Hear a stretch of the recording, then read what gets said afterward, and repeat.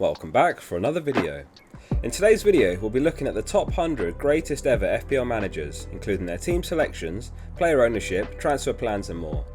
If you want to keep up with what the greatest ever FPL managers are up to this season, make sure you're subscribed.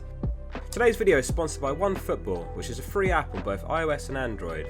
A link to the app is at the top of the description. From an FPL perspective, I definitely recommend giving it a try. Not just because it supports the channel, but it's a genuinely good app for its features, such as the lineups, live scores, goal scorers, assisters, news and more. When you open the app, it'll ask you which team is your favourite, or if you don't have one, you can simply skip the step. You can also favourite competitions such as the Premier League. Thank you again to OneFootball. To download the app, simply hit the link at the top of the description. Enjoy the video. With the many millions of FPL managers, just barely 100 meet the criteria to join our list. The criteria to join this list is a minimum of 4 top 1k finishes or a minimum of 7 top 10k finishes. They are undisputably the greatest managers to have ever played the game, with a record to prove it. Their decision making, planning and understanding of the game is exceptional. We call them the Elite 100. That said, there's actually slightly more than 100, but to keep it simple, we'll mostly use percentages when going through their teams and moves. Let's start off with the Elite 100's team selections. By aggregating all of their teams together, we can arrive at a consensus team, which is a full squad of 15 players that they agree on having the most. One reasonable conclusion you could draw is that the higher percentage a player has, the more you should consider owning them. The Elite 100 template team is as follows. 5 changes to the team and a change of formation to 4-3-3. Ramsdale's ownership continues to rise, up from 11% to 30% ownership. Likewise, Sanchez's ownership drops substantially from 71% to 54%. In defence, Shaw unsurprisingly leaves the team, as does Semedo and White. The Man City double-up consisting of Cancelo and Diaz both joined the team. Diaz was a very surprising absentee for the Burnley game, as City went on to keep a clean sheet. We saw Trent's ownership plummet due to missing Gameweek 7, but this week a very agile response from the Elite 100 as his ownership triples to 67% for his return.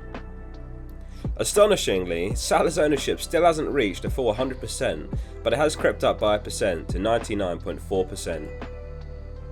The biggest changes are up top. Ronaldo's ownership continues to freefall and now sits at 45%, down 30% from last week.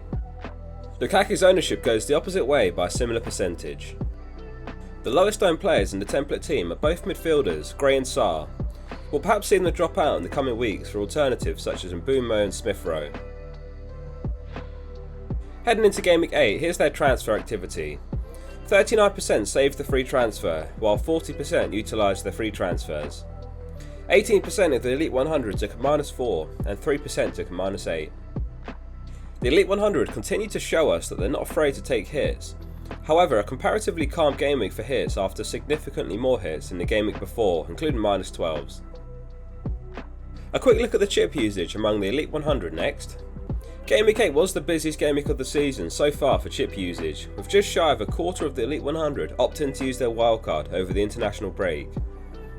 As a result, just 20% or a fifth of them have the chip left. The other chips remain largely unused and none were used this game week. In all likelihood they'll remain banked for the blank and double game weeks later in the season. On to the Elite 100's transfers. By far the most popular move was selling Ronaldo for Lukaku, and 35 managers made the move. 23 managers will be frustrated after dropping the injured Rudiger for Ruben Diaz, who came on late for a one-pointer.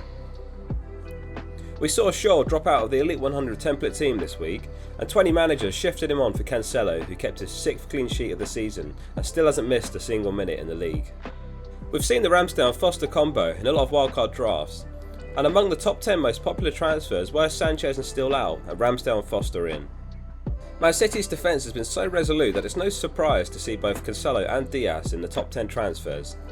Brentford's fixtures turn very favourably soon, and we may see Tony's ownership creep up and perhaps even break into the template team. They were extremely unlucky not to score against Chelsea, and they are a side with some really good options in FPL. We'll finish by looking at how the Elite 100 managers are ranking currently. We've added a new top 500k ranked tier as suggested by you. Their ranks are categorised into 5 areas: top 10k, top 100k, top 500k, top 1 mil and outside top 1 mil. The breakdown is as follows. Looking at the data, a difficult game week for the Elite 100 as the top 10k has dropped from 3.6% to 2.4%, and likewise an increase from 9.5% to 12.5% outside the top 1 mil. It's fair to say Game Week 8 was a very unpredictable game week, with players missing out including Rafinha, James, Diaz, Grealish, Armstrong, Jimenez, etc. We call them elite for good reason, and they'll undoubtedly climb up the ranks as the season progresses. Hit subscribe if you want to keep up with the greatest ever FPL managers this season. For now, that concludes this video on the Elite 100. If you enjoyed it, please remember to like the video too. I read every comment, so let me know if you liked the video and what you thought of the Elite 100's teams.